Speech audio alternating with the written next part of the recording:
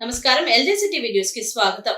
తూర్పు నియోజకవర్గంలోని ప్రధాన సమస్యల్లో ఒకటైన పుల్లేటికట్ట డ్రైన్ రోడ్డు సమస్యకు ఎన్డీఏ కూటమి ప్రభుత్వం శాశ్వత పరిష్కారం చూపుతుందని విజయవాడ ఎంపీ కేశినేని శివనాథ్ అన్నారు.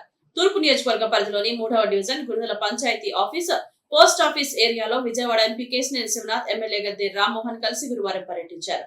కార్పొరేషన్, పట్టణ ప్రణాళిక విభాగం, ఇంజనీరింగ్ విభాగం అధికారులతో పాటుగా స్థానికులతో కలిసి పుల్లేటికట్ట రోడ్డును స్వయంగా పరిశీలించారు. ఈ సందర్భంగా ఎంపీ కేశినేని శివనాథ్ మాట్లాడుతూ చిన్నపాటి వర్షానికే నగరంలోని రహదారులపై నీరు నిల్వ ఉంటున్నాయని చెప్పారు. 2014వ సంవత్సరంలో ముఖ్యమంత్రి నారా చంద్రబాబు నాయుడు నగరంలోని డ్రైనేజీ వ్యవస్థను మెరుగుపరచడానికి స్ట్రాంగ్ వాటర్ నిధులను సుమారు 450 కోట్లను కేంద్రం నుంచి తీసుకువచ్చారని చెప్పారు. ఆ నిధులతో నగరంలోని కొన్ని ప్రాంతాల్లో పనులు కూడా చేపట్టామన్నారు.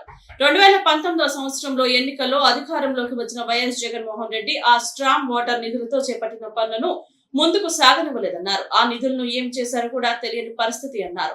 అందువల్లనే ఇప్పుడు చిన్నపాటి వర్షానికి సైతం నగరంలో కాలనీలు జలమయం అవుతున్నాయన్నారు. 5 సంవత్సరాల వైఎస్ఆర్సీపీ ప్రభుత్వం హయాంలో విజయవాడ నగరం అభివృద్ధి గురించి అస్సలు పట్టించుకోలేదన్నారు.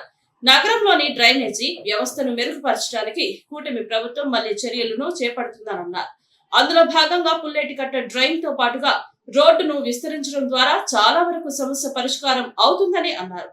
అందుకోసం కాలనీలోని కొన్ని రహదారులను తాత్కాలికంగా మూసివేయాల్సిన పరిస్థితులు కూడా ఉన్నాయని, అందుకు కాలనీ వాసులు తమకు సహకరిస్తామని చెప్పారన్నారు.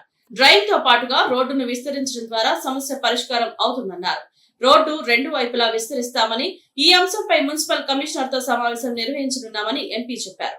ఈఎస్ఐ ఆసుపత్రి నుంచి రమేష్ హాస్పిటల్ వరకు ఈ డ్రైన్ నిర్మాణం చేస్తామన్నారు. డ్రైన్ సరిగా ఉండడం వల్ల మురుగునీరు నిల్వ ఉండదని, దీనివల్ల స్థానికులకు ఆరోగ్య సమస్యలు రావని ఎంపీ కేశినేని శివనాథ్ చెప్పారు. ఈ కార్యక్రమంలో కార్పొరేటర్ దేవినేని అపర్ణ, ముమ్మనేని ప్రసాద్, తెలుగు యువత ప్రధాన కార్యదర్శి దేవినేని చందు, టీడీపీ సీనియర్ నాయకులు బొప్పన భావకుమార్, శాలివాహన, కుమ్మరి సంక్షేమ అభివృద్ధి corporation chairman Peripi Eshwar, NTR జిల్లా టీడీపీ తెలుగుదేశం ఉపాధ్యక్షులు చలసాని రమణ, 2వ division president Dasari Gabriel, TDP నాయకులు యలమంచిలి పండు, రగని సాయి, భాస్కర్, జనసేన నాయకులు Guttikonda Krishnamohan, city planner Sanjay Ratnakumar, ACP Mohan, EE Samrajyam తదితరులు పాల్గొన్నారు.